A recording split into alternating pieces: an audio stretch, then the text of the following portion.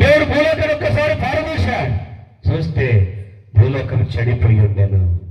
చెడిపోయిన దానిని దేవుడు బాగు చేసేవాడండి. పంట వేస్తాం, తోట వేస్తాం, పిచ్చి మొక్కలు పడ్డా ఎక్కువ. ఇంకా ఎంత కూలీలను పెట్టినా కూడా కలుపు తీయడానికి పెరగడం లేదు, పని ఎక్కువగానే ఉంది.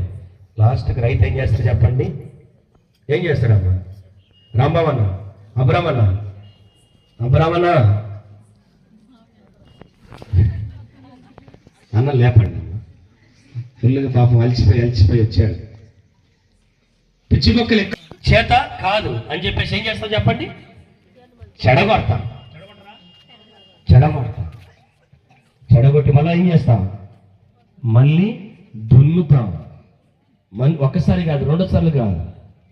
పిల్లరా, కొంతమంది మనం చూస్తాం, ట్రాక్టర్ ఉంటుంది కొంతమందికి, మాటికి దున్నుతాం.